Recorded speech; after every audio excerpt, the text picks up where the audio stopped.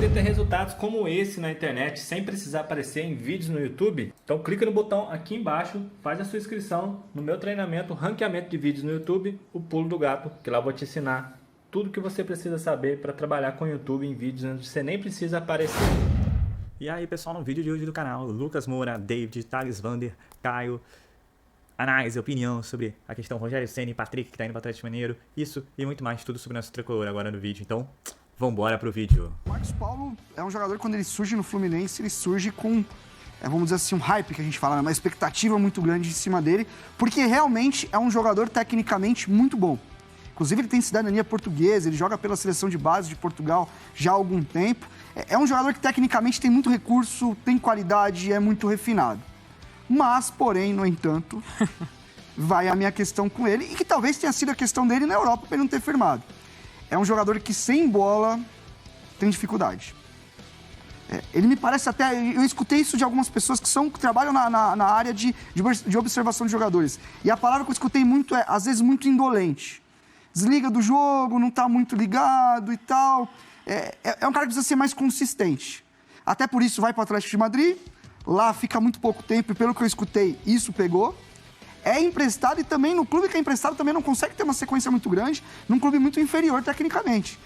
Bola para jogar num clube do tamanho de São Paulo ele tem.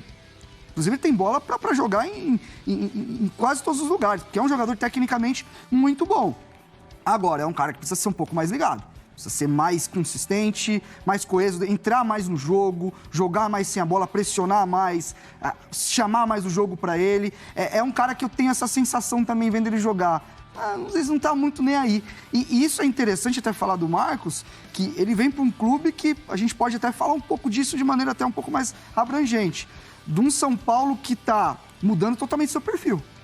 Tá saindo de jogadores, e liberou muitos jogadores de qualidade técnica, mas que deixavam a desejar em outros aspectos do jogo. Até folha, inclusive. Exatamente. Né? O próprio, agora esqueci do argentino que eles liberaram, que era o Rigoni, que era a mesma coisa, tecnicamente muito bom, mas desligava, não conseguia ser consistente. Então, para mim, o Marcos é o cara mais diferente desses reforços, na questão de perfil. Tecnicamente, diria que é o melhor que o São Paulo está contratando, mas dentro da ideia do Rogério de ter um time mais agressivo, com mais energia, mais pressão na bola, com mais intensidade, ele talvez seja o único que não entregue isso. Moleque muito jovem ainda, tem muito potencial. Até um time jovem até esse que o São Paulo está montando, exatamente. Né, Renato? E até pela idade, pela condução de carreira, bateu, voltou. Às vezes a chavinha liga e fala, não, eu preciso melhorar nisso. Não estou falando que é um cara que está perdido pro futebol, até porque ele tem qualidade. Mas para jogar, para atingir o nível que a gente espera dele, ele precisa entregar um pouco mais e entrar mais dentro dos jogos. Coloca na tela pra gente números de Lucas Moura. Será que é outro que pode voltar da Europa? Aí sim.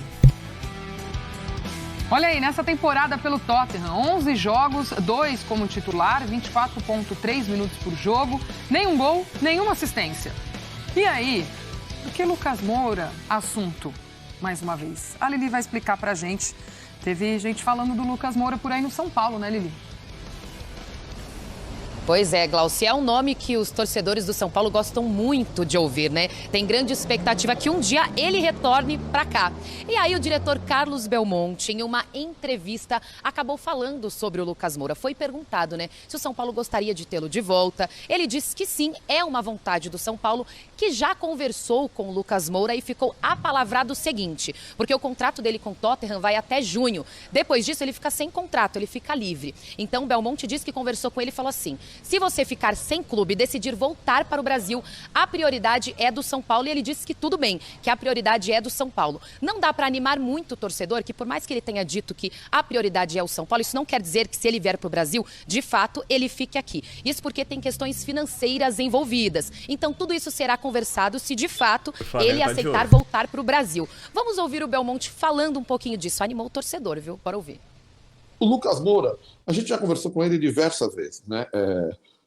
O Lucas Moura, quando for voltar ao Brasil, isso já está acertado e a gente confia na palavra do Lucas, o primeiro time que ele vai procurar, quando ele decidir voltar ao Brasil, é o São Paulo.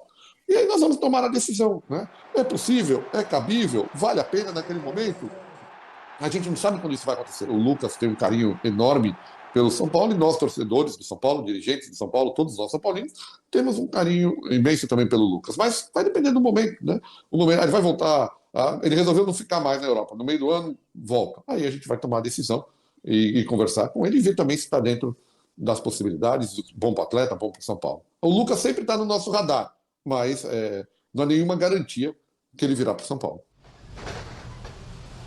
É isso, né? Como o Belmonte falou, o Lucas já disse que gosta muito do São Paulo, mas o São Paulo não quer meter os pés pelas mãos, e sim aguardar, porque se ele decidir vir, questões financeiras envolvidas, e quem sabe, né? Fica uma esperança pro torcedor do tricolor paulista. E fica uma pergunta também, né? O retorno dele será bom para esse elenco de agora do Rogério Ceni? Essa dupla simpática, né? Que entrevistou o Carlos Belmonte ontem no canal no YouTube, ele falou muitas coisas. Primeiro, essa questão da dívida, diminuiu 100 milhões. Há controvérsias, né? Porque dizem que estava em 600, chegou a 700, aí voltou para 600, então não teria sido abatimento. Mas tudo vai aparecer no balanço do São Paulo aí, que vai ser divulgado em abril. Tem até abril para divulgar por lei. Mas explicou uma pergunta sua, né, Arnaldo? Inclusive, por que tanta gente entra e sai do São Paulo toda hora? E aí ele explicou um pouco. A explicação, a pergunta foi, saem 12, entram 6. Dos 12 que saem, 5 mal tinham chegado. Não completaram um ano de clube. Então, praticamente metade da turma que está saindo não foi tão utilizada assim. Ainda pode sair o André Anderson, seriam 13, 6 em 13. E a explicação dele é que alguns deles, por empréstimo nessa situação, e ou acabando o empréstimo, ou não tendo um bom aproveitamento nesse período, não são contratados em definitivo e por isso são liberados. Em termos, os 2 principais jogadores do São Paulo liberados nessa reformulação eram jogadores do São Paulo em definitivo. O Nicão para o Cruzeiro e o Patrick para o Atlético. Aliás, o Nicão ainda é do São Paulo, está sendo emprestado ao Cruzeiro. O Patrick está viajando agora para Belo Horizonte, vai em definitivo para o Atlético, sendo que foi um dos melhores jogadores do time na temporada passada. Igor Gomes também. Igor Gomes, sim. Igor Gomes encerrando o contrato. Não, sim. Mas também um dos principais jogadores. Mas esse jogou, 5 anos no São Paulo. 4 anos no São Paulo. Essa rotatividade, e para mim, a pergunta também tinha aquela coisa, né, Tironi? É quase do biscoito, ou da bolacha, para outros. O São Paulo está contratando mal ou está aproveitando mal os reforços? Certo. Essa é uma... né?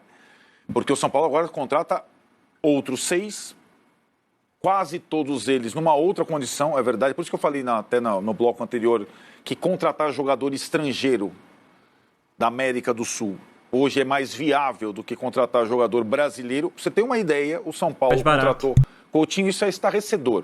Foi mais fácil contratar o Mendes, volante da seleção equatoriana que disputou a Copa do Mundo, e o Alan Franco, zagueiro argentino que estava nos Estados Unidos, do que contratar o Wellington Rato. Você tem uma ideia. O Wellington Rato tem 30 anos, jogou uma temporada boa no Atlético Goianiense. O Mendes tem 25, o Alan Franco tem 25. Então, você tem uma ideia dessa situação. Isso leva, já emendando, não sei se a gente vai ter um outro trecho, a questão dos estrangeiros. Então, o São Paulo também teve mais facilidade em contratar estrangeiros do que jogadores brasileiros. Tem esse excesso. E aí ele explicou, tinha esquecido, isso é verdade, ele me corrigiu que na Sul-Americana, que a Maria adora tanto, não tem limite de estrangeiros. Então vamos com tudo, Então você pode jogar com 8 estrangeiros. Exatamente. Mas são 6 jogos garantidos, né? 6 jogos garantidos e tudo mais. Aí, outra, Coutinho, com a rotatividade, aí sim, diferentemente do Diniz, que o Rogério faz de um jogo para outro, ele tem a convicção que os estrangeiros serão aproveitados e tudo mais. Só para voltar à primeira parte da resposta, David, que é o reforço que ainda não veio, que está sendo mais difícil de tirar do Inter por empréstimo do que os estrangeiros. A condição do São Paulo para contratar o David é pagar o salário integral do David e, sim, um valor pelo empréstimo, desde que ele tenha atingido um limite de jogos na temporada. Então, só paga o empréstimo se ele jogar mais de 60%. Aí eles estão discutindo essa situação. Porque, na visão dele, eu entendo isso, é o clube que não tem tanta grana para... O David foi mal pra caramba na temporada do Inter. Então, o São Paulo quer trazê-lo desde que tem essa cláusula e pagar o empréstimo desde que ele atinja um mínimo de partidas. tenta convencer o Inter do São Paulo, dizendo que com o Rogério, o David costuma jogar todas. Jogava no Fortaleza e jogava no Cruzeiro. Então, se contratar o David, vai encerrar o ciclo de contratações nesse período antes do começo do campeonato. De qualquer forma, é um time, de fato, bem diferente do time do ano passado. É o que talvez tenha mais mexeu, embora tenha mantido o treinador. Vou ceder os meus minutos a Vitor Biner, porque como grande historiador do São Paulo, ele vai precisar de um bom tempo para escorrer o tema. Torcedor, né? Possa argumentar, pensar, raciocinar e tal. É o seguinte, no canal do Arnaldo e do Tirone, o Belmonte deu uma entrevista, bateu um papo, falou sobre a saída do Patrick do São Paulo. Tá indo pro Galo. Certo. Né? Vamos ouvir? Claro. Vamos lá. Eu tive uma reunião com o empresário do Patrick, juntamente com o Rui Costa e o Nelson nesse dia.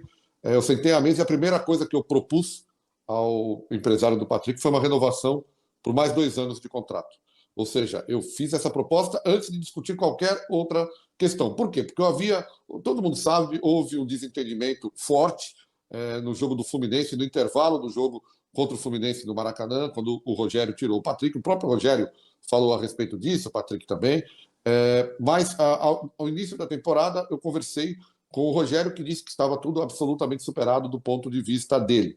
Mas no caso do Patrick, não estava superado. O Patrick veio, conversou com a gente e disse que queria sair. Mas aí, quando o atleta não quer renovar, a situação fica muito mais complexa. Por quê? Porque nós só tínhamos 1 ano de contrato com o Patrick, mais 1 ano de contrato. Então, a gente acabou abrindo mão do atleta. Mas isso não quer dizer que a gente esteja satisfeito com a saída do Patrick. Primeiro, concordo com o Breider. Eu acho que fica muita coisa nas costas do técnico. E o Rogério, por entender o clube, sabe que precisa tomar a frente dessas situações. É perigoso, hein? É complicado. Ele fica exposto. O ideal pro São Paulo é que o Rogério fosse presidente do clube hoje. Ele fica exposto. Com todo respeito aos outros Casares, assim, provavelmente o São Paulo acho que avançaria numa ideia de SAF. Teria uma coisa muito mais prática, teria muito mais...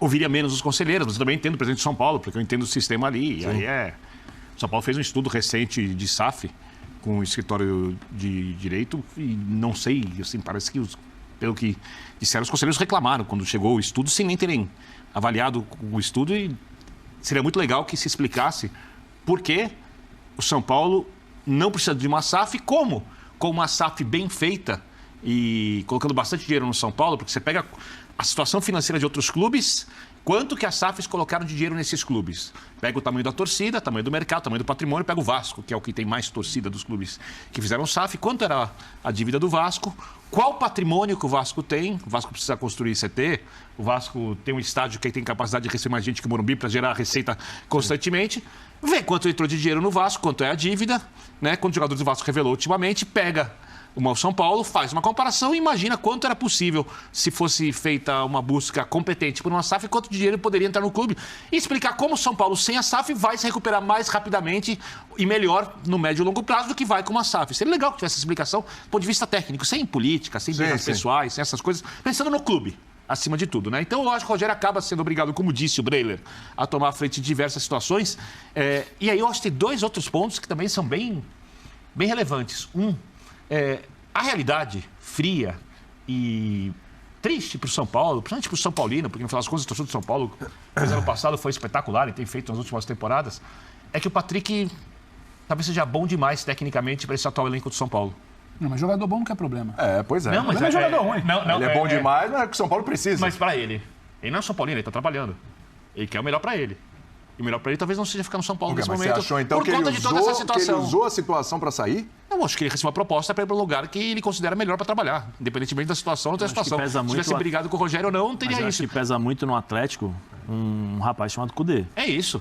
Porque ele já pretensão na temporada, né? Trabalhou com ele. E um time com mais potencial, não sei se vai ser melhor durante a temporada, do que tem o São Paulo. Mas E outra questão. Também ele não vai ter, quer dizer, a gente não sabe, né? Mas ele também não vai ter a garantia de ser titular como ele exigia no São Paulo. Mas tem mais chance de ganhar título que no São Paulo, concorda? Ganhar títulos, tudo bem. Jogar Libertadores. Não, isso aí tudo bem, isso aí são outros objetivos, aí você está correto. Essa questão. E o segundo ponto é que o Belmonte, que é um cara super bem intencionado, um cara que realmente gosta do São Paulo, quando fala isso, joga nas costas do Rogério, ou seja, aumenta ainda mais a pressão sobre o técnico. O Rogério está pensando, o Rogério é competitivo, o Rogério mal tirou férias, o Rogério é workaholic, o Rogério não dorme para tentar fazer o time jogar, para buscar jogador, para estudar, não sei o quê. E eu não acho que isso ajuda o clube. Só isso. Mas a culpa foi do Rogério? Da saída do Patrick? Não, a culpa é do São Paulo. Eu vou fazer um grande resumo do papo. A principal informação para mim foi quando o Belmonte assegurou que o São Paulo decidiu não utilizar mais atletas no profissional que venham das categorias de base e que não tenham renovado seus contratos. A ideia é que o São Paulo nunca mais passe pelo que viveu recentemente com o zagueiro Luizão, negociado de graça com o West Ham. O São Paulo vai ficar só com 15% do valor de uma venda futura, e também com o Igor Gomes, meio atacante revelado no São Paulo e que vai de graça para o Galo. O tricolor ficou com 10% do valor de uma venda futura.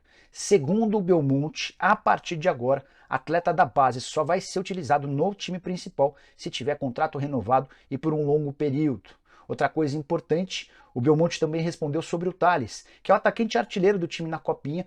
Ele havia assinado na Era Lé com um contrato de 5 anos, mas a legislação internacional não permite que jogadores com menos de 18 anos assinem contratos tão longos. O tricolor está tentando renovar esse contrato com o Thales e espera anunciar esse acordo muito em breve. Outras novidades importantes. Patrick, de acordo com o Belmonte, o negócio do Patrick com o Galo vai render cerca de 60% de lucro para o São Paulo. O tricolor havia prometido pagar para o Inter 3 milhões e 300 mil reais. Dá para imaginar que o acordo com o Atlético Mineiro vai garantir cerca de 5 milhões e 300 mil ao São Paulo. Sobre Marcos Paulo, atacante que chega por empréstimo do Atlético de Madrid, se o tricolor quiser ficar com o Marcos Paulo em definitivo, para 2024 vai precisar desembolsar 3 milhões de euros por 50% dos direitos econômicos. Belmonte ainda contou que o Caio é esperado a partir de março. O Caio, garoto das categorias de base, atacante de velocidade, muita qualidade, passou por uma cirurgia no joelho. E a última informação sobre o David. Por que o atacante do Internacional ainda não foi contratado? São Paulo está batendo na tecla de que não quer pagar o valor do empréstimo, até porque o David vai custar bastante caro em salário, 400 mil por mês. A única condição de o São Paulo aceitar o pagamento de um empréstimo é se o David, durante a temporada de 2023, jogar pelo menos 60% das partidas. Nesse caso, São Paulo já aceitou, concordou com o Internacional de fazer um pagamento, uma compensação financeira pelo empréstimo. O Internacional ainda reluta com essa ideia. Dois pontos que eu acho que São Paulo e Santos têm que olhar diferente para essa temporada de 2023. O São Paulo e o Santos, na última temporada, chegou um determinado momento do Campeonato Brasileiro que você falou, opa, ligou o sinal vermelho. Pelo menos amarelo. Você está olhando mais para a parte de baixo da tabela do que da parte de cima. Esse ano, e vocês já chamaram a atenção, o Rado já falou sobre isso, nós temos grandes camisas de volta à Série A, com poder financeiro maior que o do São Paulo. Não estou analisando conquista, não estou analisando estrutura, nada disso. Estou falando o seguinte, na hora que der zebra, quem é que pode olhar para o mercado e falar, vem você, que vocês vão me dar um salto de qualidade? O Bahia pode, o Cruzeiro pode, o Botafogo pode, o Vasco pode. Por quê? Porque viraram SAFs, tem dinheiro gringo na parada. O São Paulo não tem e o Santos também não tem. Então, se achar que pode ter um campeonato mediano para lá no final dar um arranque, pode passar por nervoso, pode correr risco de queda, coisa que nunca aconteceu para nenhum dos dois. Então é hora de se planejar e de qualificar o elenco no início da temporada. E que ainda me preocupa um pouquinho no São Paulo. Acho que o Rogério vai ter mais opções do meio para frente. Acho que ele está mudando a característica de um elenco que só a sequência de jogos vai nos mostrar se vai dar certo ou não, mas faltam referências nesse time titular. Faltam aquele cara que você olha e fala, dá bola nele que no jogo grande ele resolve. Para mim, o único jogador desse elenco com essa característica é o Caleri. O Palmeiras tem 3 ou 4, o Flamengo tem 5 ou 6, o Fluminense tem Ganso e Arias e Cano, o Palmeiras, o Palmeiras já citei, o Corinthians tem Renato Augusto, Willian Alberto, Roger Guedes, São Paulo só tem uma. Na hora que o bicho pega, esses caras são os caras que precisam ver a bola. O Atlético Mineiro tem um monte, tem Hulk, tem a chegada de Patrick, de Edenilson, de Paulinho. Zarate já estava lá. Ajuste de expectativa. Qual é o ano do São Paulo? É focar em Campeonato Paulista e focar em Sul-Americana. E ficar muito atento ao Campeonato Brasileiro para não ter surpresas no final. Só pra gente encerrar, começar falando aí, né, das especulações aí pós entrevistas do Belmonte e do Casares com relação, por exemplo, ao Lucas Moura. O Lucas Moura só vem se não tiver mais a fim de ficar na Europa. Existem informações que o Sevilla e o Roma têm interesse no jogador, o São Paulo no Sevilla, o Mourinho na Roma, mas isso tudo vai depender da decisão do Lucas no meio do ano. A preferência do jogador seria renovar com o Tottenham, mas parece que o Conte não está muito animado não, até porque nessa última temporada ele tem ficado bastante machucado. Ainda assim é jovem, tem 31 anos e seria muito bem-vindo no São Paulo, mas vai ter que adequar muito seu salário, porque na Europa ele ganha muito mais. Lembrando que o Flamengo está de olho no jogador também. Ainda falando de nomes, renovação do Thales Vander, vamos ver se o São Paulo vai seguir essa nova diretriz que já vem sendo dita há muito tempo, desde que o Rogério Ceni entrou, já cobrava essa questão de subir só quando o contrato tivesse renovado, para não acontecer o que aconteceu com o Marquinhos, com o Luizão, com o Igor Gomes, entre tantos outros. Dá para fazer uma lista com relação a esse tipo de situação. Lembrando que novamente lá da época do Leco, o senhor Pássaro e o senhor Leco fizeram um contrato que não vale de nada. Em relação ao Caio, boa notícia, voltando em março. Promessa que se machucou. Esperamos aí que se recupere e volte com o futebol que estava começando a chamar a atenção, até porque é jogador rápido, driblador e diferente do que tem no elenco de São Paulo, apesar agora da vida do Marcos Paulo e do Pedrinho, mas é mais um bom jogador aí que pode vir a agregar ao elenco profissional do São Paulo. E, por fim, falando de David, né, o São Paulo continua correndo atrás do jogador porque é o queridinho do Rogério. O Rogério quer porque quer o jogador. Já foi dito no vídeo que o David sempre jogou com o Rogério, seja no Cruzeiro, seja no Fortaleza. Eu realmente não entendo, não vejo o que o Rogério Ceni vê no jogador, mas vamos aguardar. Salário, para mim, muito acima do que ele joga. O São Paulo já se prontificou a pagar o jogador, mas só aceita pagar algo por ele se ele jogar 60% dos jogos na temporada de 2023 pelo São Paulo. Só falando um pouquinho mais de Inter, né? Saiu uma notícia também na terça-feira com relação ao John, né? Que o Santos estaria emprestando o goleiro John por apenas 250 mil ao Inter, sendo que o Santos pediu quase 10 milhões de reais para o São Paulo na compra do jogador, e o São Paulo acabou trocando o John pelo Rafael. Então acho que aquela parceria de longa data que o São Paulo tem com o Santos agora esquece, né? Vamos ter que fazer jogo duro com os caras também, porque você deixa de ganhar 10 milhões para ganhar 250 mil no empréstimo pelo John com preferência de compra para o ano seguinte de 5 milhões. Cara, realmente não dá para entender. Querer prejudicar muito o rival e prejudica o seu caixa, né? Seu cofre. Mas azar deles, agora a gente já tem o Rafael, torcer para que ele faça uma grande temporada e acabe de vez com a maldição pós-Rogério Ceni dentro das 3 traves tricolores. Então é isso. Muita análise, muita opinião. Aos defensores de Rogério Ceni como o Birner, aos críticos de Rogério Ceni como o Arnaldo, e a quem acha que o time é mais fraco, a quem acha que o time pode surpreender. Não adianta ver de nome. O time de 2022 era melhor, mas era muito mais de nome. A verdade é essa. Por exemplo, você pode ter um time com menos nome e jogar muito melhor, mas isso a gente vai começar a ver nesse fim de semana. São Paulo pega o Ituano, depois pega o Ferroviária, depois Palmeiras. Um início bem complicado, mas é o São Paulo, essa camisa gigante, e os jogadores que estão chegando têm que mostrar serviço, a verdade é essa. Como o próprio Marcos Paulo falou, é um recomeço, então que recomecem com o pé direito, acertando e vencendo todos pelo nosso tricolor paulista. E por fim, só reforçar que eu concordo com o Caio, né? Pode até focar nas Copas, mas pelo amor de Deus, não deixe o Brasileirão de lado, porque se continuar jogando esse banho-maria, esse ano, como ele mesmo disse, diversos clubes são SAFs, a régua tá lá em cima, então não pode dar mole, não pode dar chance pro azar, não. Então é isso, pessoal, eu sou Marcelo Mazorra do canal Mazorra SPFC, e se você quer ficar ganhando as últimas notícias, as novidades do São Paulo Futebol Clube, não deixe de se inscrever no canal, ativar o sininho para notificações, e se puder nesse vídeo, deixa aquele likezão, tá ok? Saudações de cores, uma ótima quarta-feira a todos e valeu! Quer aprender a ter resultados como esse na internet sem precisar aparecer em vídeos no YouTube? Então clica no botão aqui embaixo, faz a sua inscrição no meu treinamento Ranqueamento de Vídeos no YouTube, o Pulo do Gato, que lá eu vou te ensinar tudo que você precisa saber para trabalhar com o YouTube em vídeos onde você nem precisa aparecer.